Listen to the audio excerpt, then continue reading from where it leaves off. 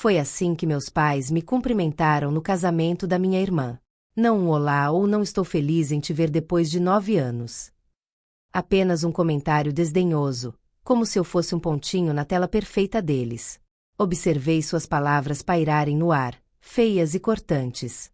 Mas antes que eu pudesse responder, outra voz cortou a música.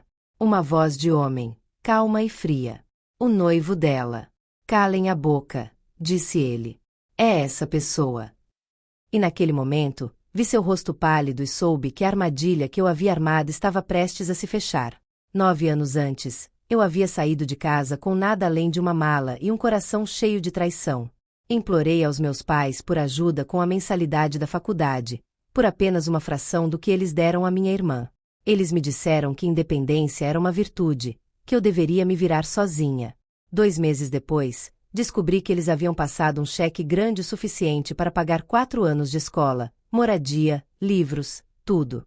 Sem hesitação, sem sermões sobre independência. Ela era a criança de ouro.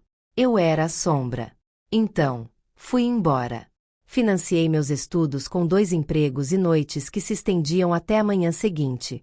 Sem ajuda, sem rede de segurança, sem aplausos.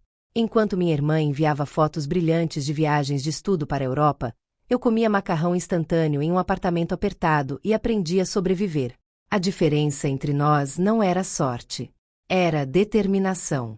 E determinação é força. Eu não planejava vingança imediata. A vida me ensinou paciência. Observei tudo de longe, despercebida, mas não à toa. Por meio de amigos em comum, descobri que minha irmã estava noiva de um homem com riqueza antiga e novas ambições. No papel, era perfeito. Mas eu sabia que não devia confiar no papel. Investiguei mais a fundo. Quanto mais eu me aprofundava, mais rachaduras eu via. Sua família valorizava a honestidade acima de tudo, transparência e integridade. E minha irmã construiu sua vida com mentiras, pequenas no início. Currículos revisados, bolsas de estudo que ela nunca recebeu, trabalho de caridade que ela nunca fez, tudo financiado e embelezado pelos meus pais. Então, reuni evidências, e-mails, extratos bancários, cópias de redações que eu havia escrito e que ela alegava serem suas, até algumas fotos antigas, seus sorrisos em lugares que nunca havia visitado, suas férias com temas de experiências de outras pessoas. Guardei tudo e esperei o momento certo. Esse momento era o dia do casamento dela. Cheguei com um terno simples, sem alarde. Meus pais não me esperavam, não me queriam, mas recebi o convite diretamente do noivo. Ele mesmo me perguntou em uma mensagem curiosa. Não ouvi quase nada de você, escreveu. Só isso já me dizia o suficiente. Minha irmã tentou me ignorar. A cerimônia correu bem. Perfume, flores, a ilusão de perfeição. Mas ilusões se desfazem sob pressão. Na recepção, fiquei em um canto até meus pais me verem. Suas palavras, "Por que esta peça está faltando aqui?", foram altas o suficiente para os convidados ao redor ouvirem. Perfeito. Eles me deram os holofotes de que eu precisava sem que eu precisasse pedir. Foi quando o noivo dela se virou. Seu olhar deslizou deles para mim, depois de volta. E ele disse palavras que nunca esquecerei. Cale a boca. Essa pessoa é a razão pela qual eu sei com quem vou me casar. Um suspiro percorreu a sala. Minha irmã congelou, sua taça de vinho tremendo na mão. Então ele olhou para ela, seus olhos mais frios que vidro. Ele mesmo contou a história, juntando as evidências que eu lhe dera semanas antes. Como ela não tinha se formado honestamente. Como o dinheiro para o estágio dela no exterior veio diretamente das contas dos meus pais. Como redações, inscrições e até cartas de recomendação foram plagiadas, roubadas, falsificadas.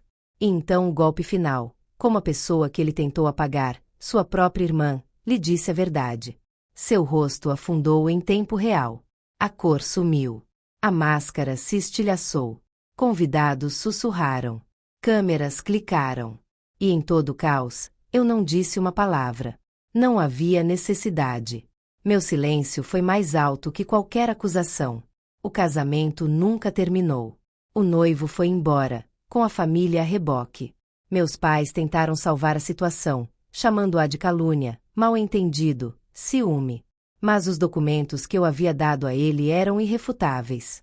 Fatos não podem ser usados como desculpas.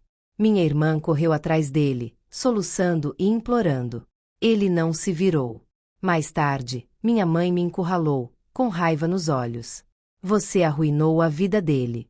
Sustentei seu olhar e respondi calmamente. Não, simplesmente parei de encobrir suas mentiras.